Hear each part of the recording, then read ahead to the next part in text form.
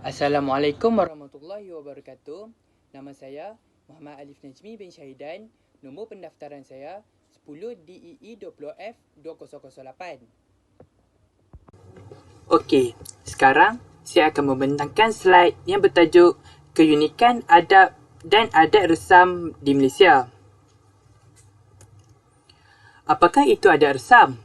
Adat resam ialah salah satu amalan yang diwarisi secara turun-temurun dari nenek moyang kita sejak berzaman lagi dan telah menjadi kebiasaan dalam kalangan masyarakat pada zaman sekarang.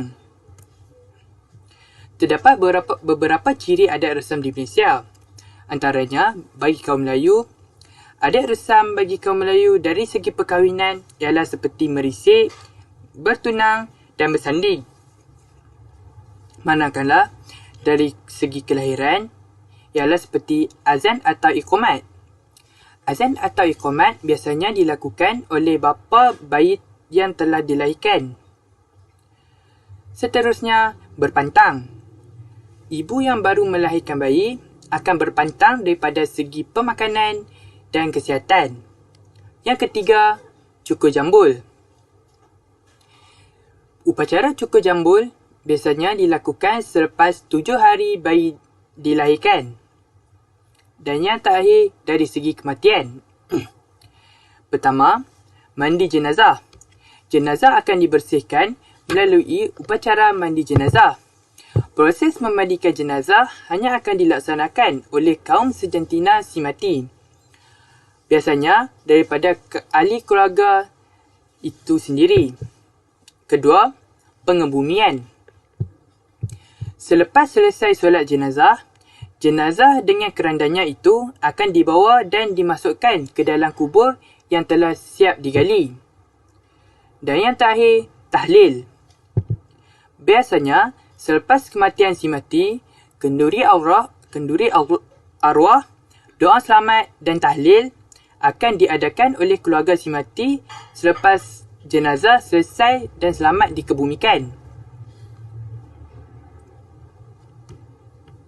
Seterusnya, bagi kaum Cina, ciri-ciri adat resam dari segi perkahwinan ialah seperti merisik, bertunang dan upacara minum teh.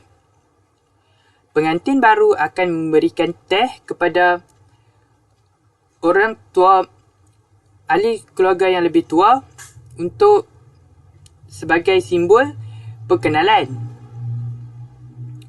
Manakala dari segi kelahiran, ialah seperti berpantang, kenduri dan cukur jambul. Dan yang terakhir dari segi kematian ialah seperti berarak. Mayat si mati akan diarakkan ke jirat. Yang kedua, pengebumian. Semasa pengebumian, mayat akan dimasukkan ke dalam liang lahat yang sedia digali dan lubang tersebut haruslah besar supaya boleh memuatkan keranda. Bagi masyarakat Cina tradisional, mereka akan memasukkan pelbagai jenis harta milik si mati.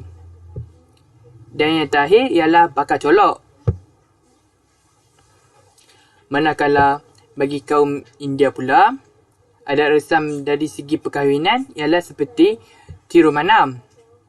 Tirumanam bermaksud penyatuan atau ikatan suci melalui perkahwinan antara pasangan suami isteri agar kekal hingga ke akhir hayat. Terdapat 3 jenis perkahwinan dalam masyarakat India, iaitu Vaitika Tirumanam, Tamil Tirumanam dan Dia Tirumanam. Yang kedua, mendapat restu dan menukar kalung bunga. Manakala dari segi kelahiran pula, ialah seperti Vali Kapur. Adat Vali Kapur diadakan pada hari dan masa yang baik mengikut kalender India. Upacara ini akan diadakan di rumah suami atau ibu bapa dan disertai oleh kaum wanita yang telah bersuami dan mempunyai anak yang dipanggil Cumanggali. Gelang tangan yang dipakai dan dalam upacara ini terdiri daripada beberapa jenis iaitu gelang kaca, pancalogam dan emas mengikut kemampuan masing-masing. Dan yang kedua, mengadakan majlis. Dari segi kematian pula, ialah seperti upacara tali. Upacara ini merupakan upacara menanggalkan tali semasa berlakunya sesebuah kematian dalam sesebuah keluarga. Tali iaitu rantai suci perkahwinan hanya boleh ditanggalkan oleh seorang isteri setelah suaminya meninggal dunia. Yang kedua ialah memberi penghormatan. Kesimpulannya, keunikan negara Malaysia terletak pada kepelbagaian kaum seperti Melayu, Cina dan India serta adat resam setiap kaum. Tambahan pula, dengan adanya rakyat yang berbilang kaum, sesebuah negara akan dapat mempelajari pelbagai adab dan adat bagi setiap kaum. Assalamualaikum dan selamat sejahtera. Nama saya Nur Syakila binti Azizan dari kelas DE2A. Nombor matrik saya 10DE 20F2005. Hari ini saya ingin membentangkan 3 keunikan adat resam di Malaysia berserta contoh-contohnya. Apakah keunikan adat resam di Malaysia? Malaysia merupakan sebuah negara majmuk yang terdiri daripada pelbagai kaum, agama dan juga bangsa. Setiap kaum mempunyai keunikan tersendiri dari segi perayaan, pemakaian dan juga perkahwinan. Selain itu, adat resam merupakan adat tradisi turun-temurun yang diwarisi dari zaman nenek moyang mereka dan telah menjadi sinonim kepada mereka. Seterusnya, adat ini akan sentiasa menjadi tradisi dan ikutan generasi baru untuk menyambung kesinambungan kehidupan. Terdapat 3 keunikan adat resam di Malaysia yang dapat kita lihat ialah perkahwinan, perayaan dan juga pemakaian.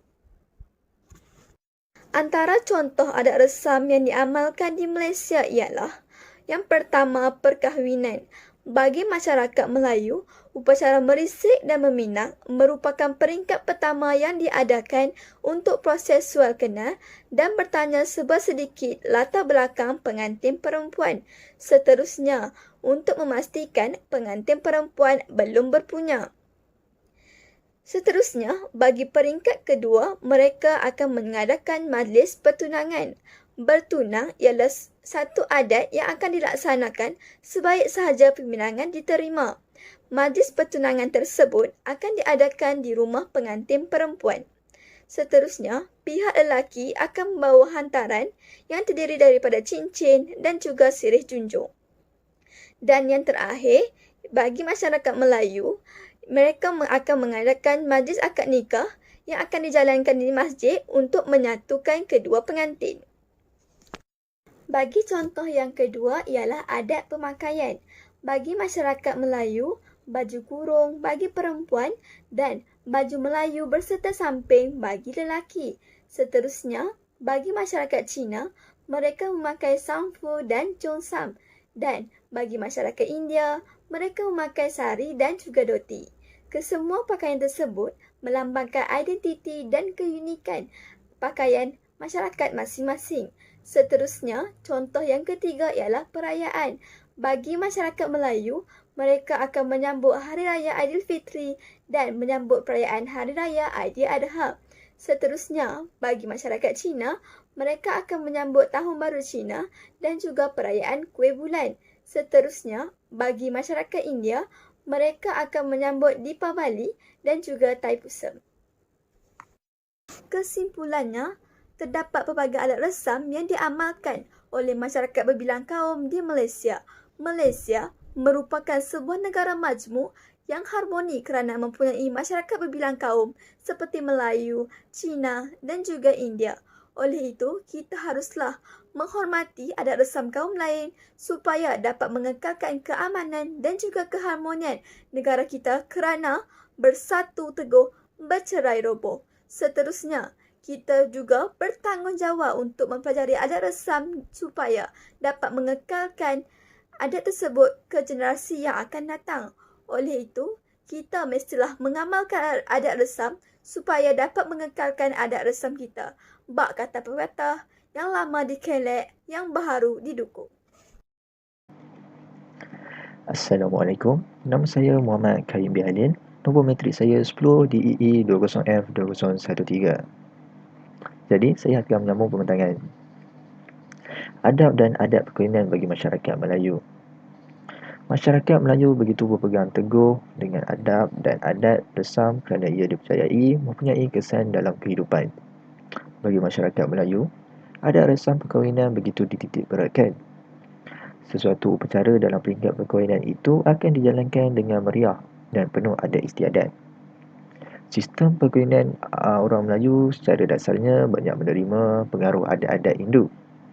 Namun, dengan kedatangan Islam, banyak perubahan yang berlaku selaras dengan perubahan fikiran orang Melayu. Jadi, dalam adat perkahwinan orang Melayu, terdapat beberapa acara yang akan dilakukan yang boleh dikategorikan kepada 3 peringkat, iaitu peringkat pertama, peringkat kedua dan peringkat ketiga. Dalam peringkat pertama, terdapat 3 acara yang akan dilakukan, iaitu yang pertama adalah merisik, kedua adalah pemindangan dan yang ketiga adalah akad nikah. Merisik. Merisik merupakan proses paling awal dalam menikah, dalam menjodohkan antara teruna dan dara yang diwakili oleh kedua belah pihak. Kebiasaannya, merisik ini dilakukan oleh pihak lelaki. Tujuan merisik ini dilakukan bagi mengenal pasti sama ada gadis yang ingin dinikah sudah berpunya atau masih belum berpunya. Hal ini penting kerana di dalam Islam amat melarang seseorang itu bertunang dengan tunangan orang. Adat ini dilakukan bagi menjaga nama baik kedua belah pihak. Seterusnya adalah acara pemindangan. Acara pemindangan adalah satu proses paling awal perkahwinan dan merupakan suatu ikatan janji antara lelaki dan perempuan dalam menentukan tarikh atau hari perkahwinan yang telah dipersetujui oleh kedua belah pihak. Pemindangan ini dilakukan oleh keluarga terdekat pengantin lelaki atau pihak lelaki. Tujuan adat ini dilakukan bagi menyatakan tujuan yang sebenar secara rasmi. Seterusnya adalah acara akad nikah. Acara akad nikah ini amat penting kerana di dalam perkahwinan orang Melayu yang beragama Islam terutamanya, ia bukanlah sesuatu adat tetapi lebih kepada ajaran agama dan merupakan kemuncak kesahihan sesuatu perkahwinan. Akad nikah ini dijalankan selepas segala perjanjian antara yang telah dikenakan kepada pihak lelaki telah dilaksanakan, seperti wang belanja, mas kahwin dan barangan lain yang telah dipersetujui. Acara akad nikah ini boleh dijalankan di masjid, pejabat kadi, rumah pengantin perempuan yang akan dijalankan oleh tok kadi ataupun imam. Pada acara tersebut, bapa kepada perempuan akan menjadi wali dalam mengahwinkan anaknya atau boleh diwakilkan kepada imam ataupun tok kadi. Seterusnya adalah peringkat kedua. Acara yang dilakukan pada peringkat kedua adalah berinai atau dikenali sebagai malam berinai. Menurut sejarah, penggunaan inai ini bermula daripada India yang diperkenalkan pada zaman Mongol. Malaysia antara salah satu negara yang menerima pengaruh berkenaan. Di dalam perkahwinan orang Melayu, berinai boleh dikategorikan kepada 3, iaitu berinai curi, berinai kecil dan berinai besar. Berinai curi dilakukan pada 3 malam sebelum hari langsungnya perkahwinan yang boleh dihadiri oleh saudara mara terdekat sahaja. Seterusnya adalah berinai kecil. Berinai kecil ini dilakukan pada 2 malam sebelum hari langsungnya perkahwinan yang boleh dihadiri oleh jiran dan atau sahabat handal sahaja. Dan yang terakhir adalah berinai besar. Berinai besar ini dilakukan 1 malam sebelum hari langsungnya perkahwinan yang boleh dihadiri oleh jemputan khas daripada pihak lelaki ataupun pihak perempuan. Ini adalah contoh gambar pemakaian inai pada pengantin perempuan. Seterusnya adalah peringkat ketiga. Acara yang dilakukan pada peringkat ketiga adalah majlis perkahwinan atau dikenali sebagai hari bersanding. Pada hari tersebut, pengantin lelaki akan digelar raja, manakala pengantin perempuan akan digelar permaisuri. Pada hari tersebut juga, majlis akan diadakan secara meriah dengan kehadiran oleh saudara mara, jiran tetangga dan sahabat andal. Sepasang pengantin akan memakai pakaian pengantin seperti songkik dan dihiasi indah oleh perhiasan. Pengantin perempuan akan diandam oleh mak andam sebelum bermula persandingan. Manakala pengantin lelaki akan bersiap sedia dalam perarakan bersama paluan kompang dan diiringi oleh bunga mangga dari rumah penanggak hingga ke rumah pengantin perempuan. Jadi ini adalah contoh gambar sepasang pengantin di dalam perarakan dengan memakai pakaian tradisi yang diiringi oleh bunga mangga. Pada gambar kedua kita dapat lihat tetamu datang bersalaman dan membawa hadiah kepada tuan rumah. Ini amat menunjukkan masyarakat Melayu mengamalkan adab sopan santun dan menghormati satu sama lain. Kesimpulan, adab dan adat dalam mendirikan sebuah acara itu seperti majlis perkahwinan amat diutamakan dalam masyarakat Melayu. Hal ini kerana di dalam proses menjalankan sesuatu majlis mempunyai peraturan dan proses tersendiri. Sebagai contoh, kita boleh ambil dari majlis perkahwinan yang mempunyai peringkat-peringkat tertentu sebelum mendirikan majlis perkahwinan atau hari bersanding. Dengan mengamalkan adab dan adat resam yang telah diwarisi, kita dapat menjaga nama baik kedua belah pihak dan dapat menghasilkan suasana yang harmoni antara satu sama lain. Oleh itu, saya berharap generasi yang akan datang dapat mengutamakan adat resam yang telah diwarisi oleh dari temurun-temurun agar imej sesebuah mangsa kita tidak tercemar dan dipengaruh luar. Biarlah pok di hujan, tak lekang di panas. Terima kasih. Assalamualaikum warahmatullahi wabarakatuh. Nama saya Nabil Ramzi bin Muhammad Nasir. Nombor pendaftaran 10 DEE 20F2012. Pada hari ini saya akan membentangkan tentang keunikan adab dan adat resam di Malaysia. Seperti yang kita tahu, adab menurut Islam dalam konteks tingkah laku merujuk kepada adab-adab yang disyariatkan, iaitu kehalusan, budi pekerti, akhlak kesopanan dan peri kemanusiaan. Yang seterusnya ialah adat resam atau lebih dikenali sebagai tradisi, adalah undang-undang atau hak yang tidak bertulis dalam sesebuah masyarakat dan diamalkan secara turun-temurun sejak sekian lama dan diwarisi oleh nenek moyang. Seperti yang kita dapat lihat, iaitu peribahasa biar mati anak jangan mati adat. Jika direnungkan secara mendalam, kata-kata sedemikian boleh dianggap serius bahawa Melayu itu sangat utuh berpegang kepada adat. Adat adalah tata cara yang mengatur tingkah laku manusia dalam segala aspek kehidupannya. Ini bermakna setiap aspek kehidupan masyarakat Melayu diatur oleh ketinggian adat. Seterusnya ialah 3 langkah bagi mengekalkan adat dan adat resam di Malaysia.